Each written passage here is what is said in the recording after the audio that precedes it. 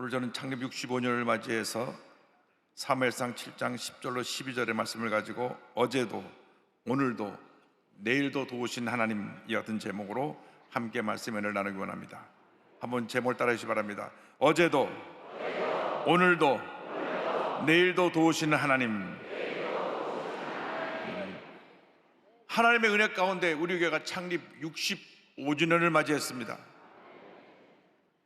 조용기, 최서실 두 분의 전사님에 의해서 1958년 5월 18일 대동 깨밭 천막에서 5명으로 출발한 우리 교회가 주목사님 성역 50주년이 되는 2008년에 78만 성도를 이루고 세계 최대 교회로 자리잡게 되었습니다. 오늘까지 모든 것이 하나님의 은혜입니다. 할렐루야. 하나님께 모든 영광 올려드립니다.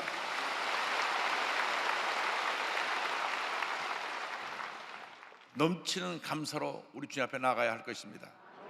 오늘 본문 말씀은 약 3000년 전 구약 사사시대 사무엘 선지자 때 일어났던 일입니다. 이스라엘이 하나님의 은혜 가운데 블레셋을 물리친 다음 그 은혜 너무 감사하여 미스바와 센 사이에 돌을 세우고 그 이름을 에베네셀이라 하였습니다. 에베네셀이란 말은 도움의 돌이란 뜻인데 야훼께서 여기까지 우리를 도우셨다 고백하면서 이 돌을 세우고 에베네셀이라고 이야기한 것입니다. 이 에베네셀 도움의 돌은 만세반석 대신 예수 그리스도를 상징합니다. 지금까지 65년 동안 만세반석이 되시는 도움의 돌 예수 그리스도께서 우리 교회 머리가 되시고 우리와 함께 하시고 오늘 여기까지 인도해 주셨습니다. 하나님께서 어제 우리와 함께 하셨고 오늘도 우리와 함께 하셨고 내일도 우리와 함께 하실 것입니다. 먼저 어제 우리를 도우신 하나님에 대해서 생각해 보기 원합니다. 사무엘상 4장을 보면 하나님을 떠난 이스라엘 백성이 블레셋에게 크게 패하는 장면이 나옵니다. 법궤도 빼앗기고 엘리 제사장의 두 아들도 전쟁에서 죽고 그 소식을 들은 엘리 제사장도 그 말을 듣고 의자에서 꼬꾸라져서 목이 부러져 죽었습니다. 이스라엘의 생명과 같은 법궤도 빼앗기고 엘리 제사장도 죽은 이스라엘에는 절망이 뒤덮었습니다. 법궤를 뺏겼으니 이제는 어떡하나, 우리의 지도자 엘리 제사장이 죽었으니 이제는 어떡하나, 그렇게 절망하여 낙심하여 손을 놓고 있을 때 하나님께서는 법궤가 블레셋에 간 7개월 동안 그들에게 재앙을 내주었습니다. 온갖 재앙이 내렸습니다. 그들이 견디다 못해서 결국은 이 법궤를 전나는 소 둘에다 실어서 그 술에 실어서 이스라엘으로 돌려보냅니다. 벳세메스로 이 어미 조수가 음메 우는 어린 송아지를 둘을 뒤에 두고 법궤를 메고 벳세메스에 와서 이스라엘이 그 발견하고 큰 기쁨을 얻게 되고 그 어미 소는 거기서 번제로 드려집니다. 하나님께서 이처럼 이스라엘이 가장 절망에 처했고 암울했던 시대에 하나님을 도우신 것입니다. 함께 하신 것입니다. 마찬가지로 하나님께서 우리 교회도 6.25 전쟁으로 온 나라가 잿더미가 되고 절망이 뒤덮이던 이때에 대조정에 교회를 세우시고 그 고비고비 힘들고 어려운 시간을 지나게 하시며 하나님의 은혜 가운데 놀라운 은혜와 축복을 누리게 만들어 주셨습니다. 종이 없어서 산소통을 걸어놓고 치면서 새벽을 깨우고 가난과 질병을 치러 고통하는 사람들에게 복음을 전하며 병든 자를 고치고 절망의 천사들을 일으킬 때 하나님의 은혜가 임했습니다. 영혼이 잘된 같이 범살되며 강간이 되는 삼박자 권의 복음을 전할 때 많은 사람들이 병고침하고 가난과 조서 벗어나서 3년 만에 5명이 100배로 부흥해서 500명 교인이 되었고 그래서 서대문으로 이전하게 된 것입니다. 할렐루야. 서대문에서 12년 동안 500명이 18,000명의 성도로 성장한 후에 1973년도에 여의도에 성전을 완공하고 다시 교회를 옮깁니다. 둘째로 지금도 우리를 도우신 하나님에 대해서 생각해 보기 원합니다. 하나님께서는 어려운 현석에 있던 우리 교회를 크게 복주셔서 서대문시를 마치고 1973년 여의도 시설을 여셨습니다. 그래서 1973년에 첫 번째 성전이 지어졌고 계속 성도가 늘어나서 1986년에 성전을 확장해서 오늘이 이르게 되었습니다. 처음에 지은 성전은 민족 성전으로 그 당시 기술로는 기둥 없이 7,000석 이상을 칠 수 없어 7,000석 성전을 지었는데 그 뒤에 확장해서 12,000석으로 확장하게 된 것입니다. 하나님께서 날마다 순간마다 우리 함께 하시며 우리를 도우셨습니다. 시편 68편 19절을 말씀합니다. 날마다 우리 짐을 지시는 주 곧 우리의 권이신 하나님을 찬송할지로다. 하나님은 오늘 이 시간 우리를 돕고 계시는 살아계신 하나님이신 것을 우리는 믿어야 합니다.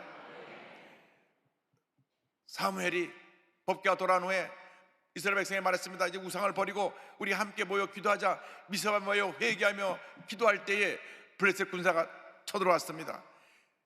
기도할 때 교회가 부흥합니다. 그러나 동시에 악한 원수마귀가 발악을 하고 겁을 먹고 공격해 오는 것입니다.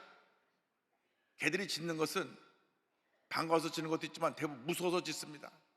그래서 이 블레셋 군사들이 기도하니까 두려워서 저들을 공격해 온 것입니다. 마귀는 기도하는 사람을 제일 무서워합니다. 제일 싫어합니다. 그래서 우리가 기도할 때 마귀는 쫓겨나가는 것입니다. 마귀는 언제나 성도들이 기도하지 못하게 합니다. 기도하지 못하게 하니까 우리의 영적인 능력이 약해져서 온갖 시험에 들게 되는 것입니다. 우리가 깨어 기도해야 됩니다. 기도하고 또 기도할 때 하나님의 능력이 임합니다. 하나님의 은혜가 임합니다. 흑암의 권세가 물러가게 되는 것입니다. 마귀의 공격 대상 1호는 기도하지 않는 사람들입니다. 기도하지 않으면 영적으로 능력을 얻지 못하게 돼서 무기력해지고 시험에 들고 부정적이 되고 문제 속에 빠지게 되는 것입니다. 여러분 늘 깨어서 기도하시길 바랍니다. 우리 모두가 기도의 용사가 되어서 흑암의 권세를 물리치고 날마다 승리의 삶을 살아가는 여러분 모두가 되기를 주님의 이름으로 축원합니다. 저들이 모여서 함께 예배드릴 때 어린 양의 제사를 드렸습니다. 사무엘이 전 먹는 어린 양 하나를 가져다가 온전한 번제를 야훼께 드리고 이사를 위하여 야훼께 부르짖으며 야훼께서 응답하셨더라. 적군이 쳐들어올 때 하나님 앞에 제단을 쌓은 것입니다. 기도한 것입니다. 어린 양의 번제는 어린 양 예수 그리스도의 보혈의 능력을 의미합니다. 십자가 보혈의 능력이 모든 흑암의 권세를 물리치는 것입니다. 아무리 마귀가 군대같이 때를 지어 몰려온다고 할지라도 예수의 보혈의 능력으로 단번에 저들을 물리치게 되는 것입니다. 저들이 한 길로 우리 치러 서돌았지만 이국 길로 흩어져 도망가게 될 것입니다. 예수의 보혈의 위대한 능력이 있습니다. 우리 순복음교회가 늘 불렀던 찬송이 보혈 찬송입니다. 나의 죄를 씻기는 예수의 피밖에 없네. 주의 보혈 능력이 있도다. 찬송을 부를 때 귀신이 쫓겨나갔습니다. 병이 고침받았습니다. 문제가 해결됐습니다. 가난과 저주가 물러갔던 것입니다. 사무엘이 부르짖어 기도할 때 하나님께서 역사하셔서 천둥과 번개를 내시고 우레를 바라심에 저들이 진행이 혼돈케 되어서 두들이 뿔퍼져 도망가게 되었습니다. 사무엘상 7장 10절입니다. 사무엘이 번제를 드릴 때 블레셋 사람이 이스라엘과 싸우려고 가까이 오매 그날에 야훼께서 블레셋 사람에게 큰 우레를 발하여 그들을 어지럽게 하시니 그들이 이스라엘 앞에 패한지라.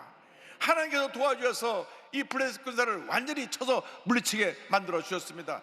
지금도 하나님 우리를 돕고 계신 것입니다. 어떤 흑암의 권세가 우리를 공격한다고 할지라도 주님이 도와주셔서 우리는 예수의 보혈의 능력으로 넉넉히 이기게 될 것입니다. 하나님께서 어제도 도우시고 오늘도 도우시고 영원토록 우리를 도와주실 것입니다. 시편 121편 시편 기자는 고백합니다. 내가 산을 향하여 눈을 들리라. 나의 도움이 어디서 올까? 나의 도움은 천지를 지으신 야훼에게서로다. 7절 8절입니다. 야훼께서 너를 지켜 모든 환난을 면하게 하시며 또 내 영혼을 지키시리로다. 야훼께서 너의 주님을 지금부터 영원까지 지키시리로다. 하나님께서 여러분의 들고 나가는 그 모든 발걸음을 지키시고 보호하시며 영원토록 함께 하시고 여러분 삶 가운데 은혜를 베풀어 주실 것입니다. 하나님은 어제도 우리를 도우시고 오늘도 우리를 도우시고 나가서 내일도 우리를 도우실 것입니다. 한평생 우리를 도우실 것입니다.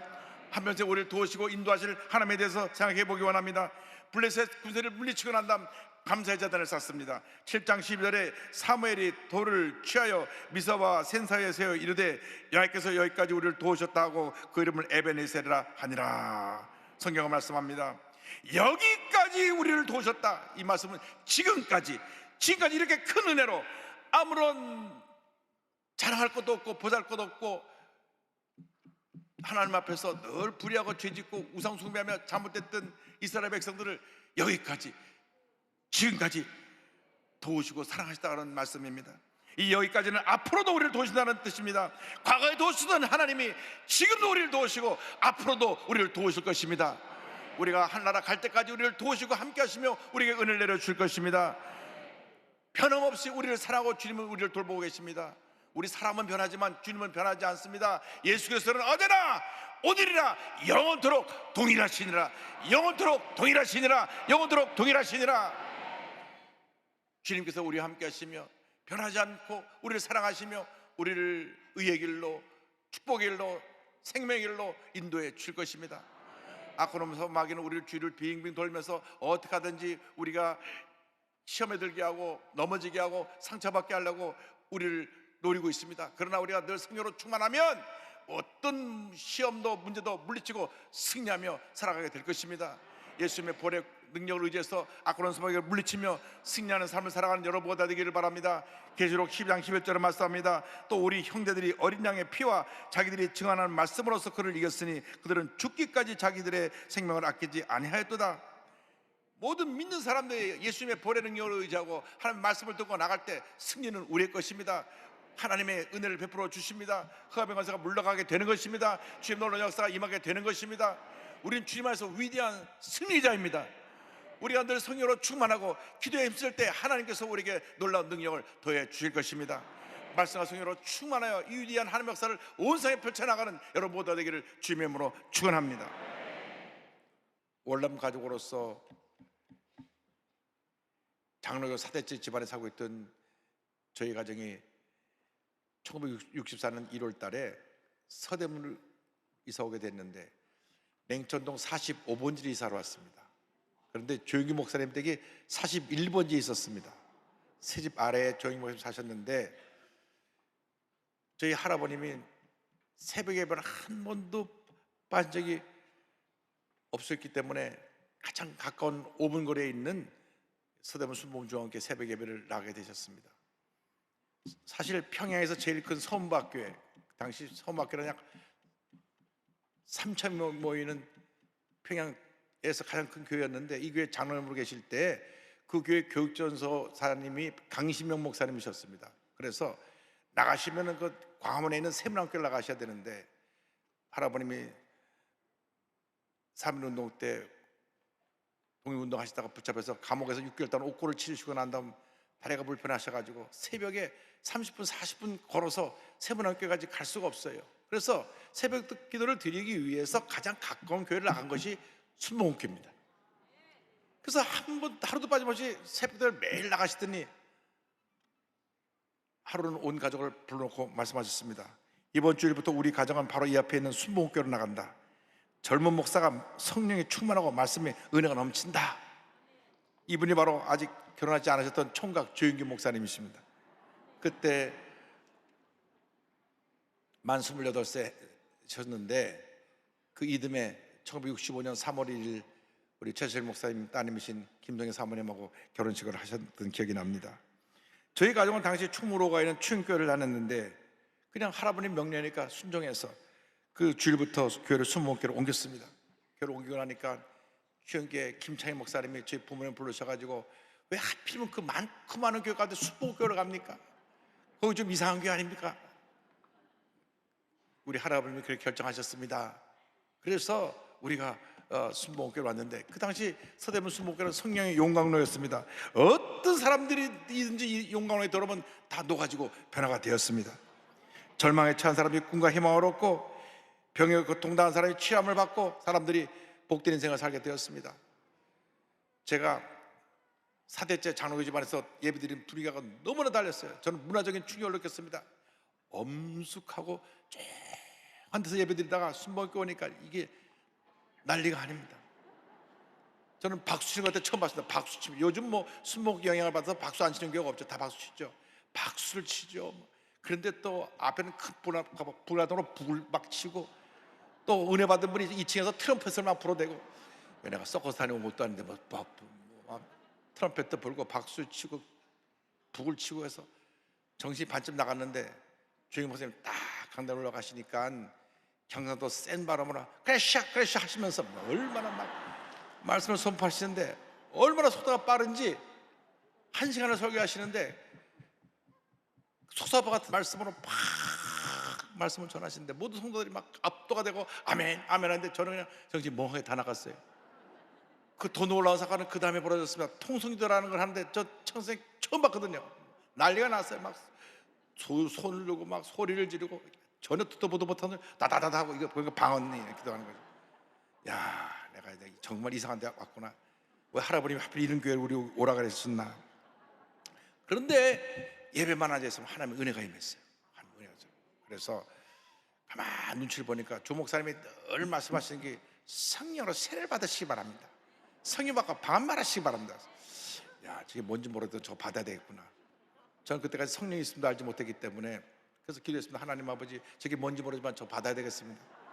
성령도 주시고 방언도 함께 주시옵소서. 근데 1966년도 2월 첫 주에 조익 목사님께서 교회학교 붕해인도 하시는데 넷째 날 성령이 임했습니다. 혀가 딱 꼬부러지니 방언이 터져 나왔어요. 왔구나, 드디어 왔구나. 그래가지고 그 방언하는 거 잃어버릴까봐 입에 손을 대고 돌돌돌거리면서 집에 가서 기억이 납니다. 그런데 성령을 체험하면서 달라진 것이 있어요. 내가 알고 있던 예수님, 2000년 전에 그 갈릴리에서 기적을 행하신 예수님이 내 삶에 살아계신 예수님으로 걸어 들어오셨습니다. 성경 공부의 아니라 살아계신 예수님으로 내 마음에 걸어 들어오셨습니다. 그때부터 기도만 하면 우리 예수님이 십자가 달려 고난당하신 모습이 떠오르고 겟세마네 동산에서 기도하신 모습이 떠올라서 얼마나 울었는지 울고 또 울고 또 울었습니다. 한 5년 울은 것 같아요. 엎드려 기도만 하면 눈물이 났으니까요. 요즘 제가 영 시원찮아가지고 한번 울려면 몸부림쳐야 되는데 그때는 엎드려 기도만 하면 눈물이 쏟아졌습니다. 하나님의 은혜가 임한 것입니다. 하나님의 역사하신 것입니다.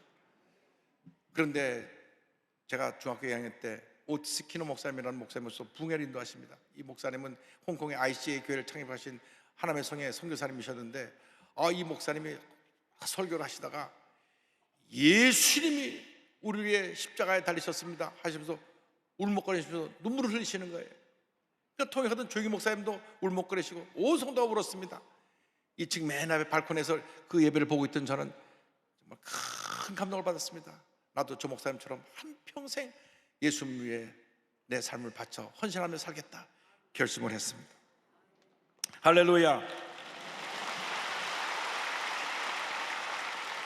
제가 1973년도 연세대학교 입학할 때 교회가 여의도로 이사를 왔습니다. 교회가 폭발적으로 부흥했습니다. 10만 명 돌파예배, 20만 명 돌파예배를 드립니다. 제가 순복음 교육연구소장으로 일하고 있을 때 조 목사님이 저를 부르시더니 미국 가서 공부하고 와서 순복음 신학을 좀 굳건히 세워라 장학생으로 저를 보내셨습니다. 1982년 7월 31일 우리 부부가 미국에 유학을 떠납니다. 필라델피아 템플 대학교에서 박사과정을 하고 또 집사람은 대학교 전액 장학금을 받고 메릴랜드 대학에서 박사과정을 하고 주말 부부로 있다가 85년도 2월 달에 워싱턴 순복음제일교회 담임목사로 청빙을 받습니다. 2년 후에 교회 부지를 3,000평을 구입하고 교회 건축을 시작해서 91년 워싱턴 순복음제일교회를 완성하고 우리 조영규 목사님을 모시고 헌당 예배를 드립니다. 이때 바로 91년입니다.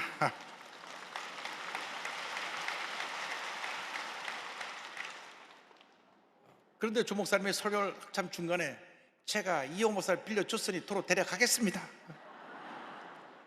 성도들이 다 웃었어요. 그런데 그 다음에 선교대 오니까 이 목사 한국에 들어와야 되겠다. 그래서 제가 한국으로 들어와서 국제신학연구원장 한세대 교수로 섬기다가 98년에 미국 베테스 대학교 총장으로 임명받고 LA로 건너가서 대학교 인가를 받습니다. 그리고 인가가 끝나고 나니까 조 목사님 저를 다시 부르셔요. 자네 동경 가서 교회 자라. 그래가지고 2000년도에 동경으로 건너가서 저 8층 건물 우리 조익 목사님 모시고 순복음동교회 입당 예배를 드립니다. 참 젊었네 그때 보니까.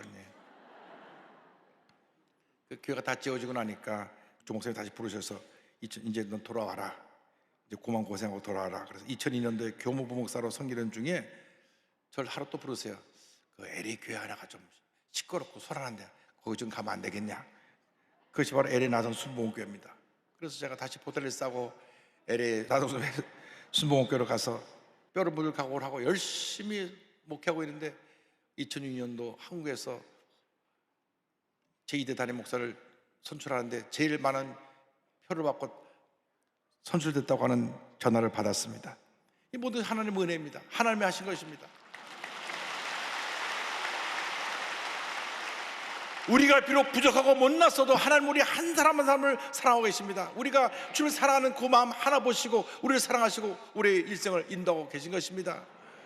우리는 죄짓고 불의하고 방탕한 나약한 인물들입니다. 그럼에도 불구하고 한없이 무조건적으로 우리를 사랑해 주셔서 우리를 구원해 주시고 예수를 믿고 주님 앞에 나와 엎드려 회개하고 기도하면 우리를 용서해 주시고 주님의 사랑의 품에 우리를 안아주시는 것입니다. 날마다 주님의 은혜가로 인도해 주시는 것입니다. 모든 것이 주님의 은혜입니다. 어제 우리와 함께 하신 주님이 오늘 우리와 함께 하시고 내일도 우리와 함께 하실 것입니다. 우리 일생 나가도록 주님이 우리와 함께 하실 것입니다. 우리의 믿음의 고백을 담아 함께 찬양합니다. 스와니 제인 크로스비가 주님의 은혜 감사함에 지은 찬송입니다. 나의 갈 길 다가도록 예수 인도하시니 내 주 안에 있는 공율 어찌 의심하리요. 믿음으로 사는 자는 하늘 위로 받겠네. 무슨 일을 만나든지 만사 형통하리라. 무슨 일을 만나든지 만사 형통하리라. 나의 갈 길 다가도록 예수 인도하시니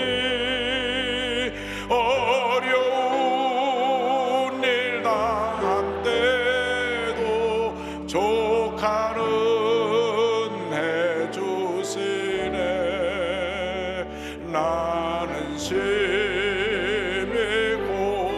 고단하고 영혼 매우 갈하나 나의 앞에 반석에서 샘물 나게 하시네. 나의 앞에 반석에서 샘물 나게 하시네. 3년 다 일어나 찬양합니다. 나의 갈 길 다가도록 예수 인도하시니 그의 사랑 어찌 큰지 말로 할 수 없도다.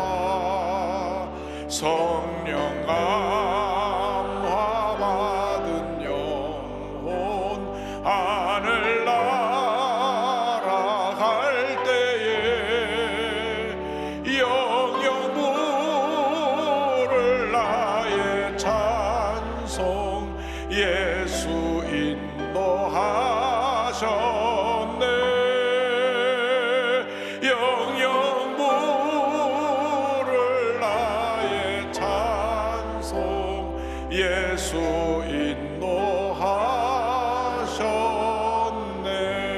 인도하셨네. 네, 그렇습니다. 우리가 찬양으로 고백한 것처럼 영원토록 주님이 우리를 인도해 주실 것입니다. 하나라 갈 때까지 구비부의 어려운 시간을 지낼 수도 있지만 그때마다 보호하시고 함께 하셔서 모든 어려움 이기게 하여 주시고 장차 주님이 예비하신 저 천국으로 우리를 다 영접해 주실 것입니다. 여러분 그때까지 믿음으로 전진나간 여러분보다 되기를 주님으로 축원합니다.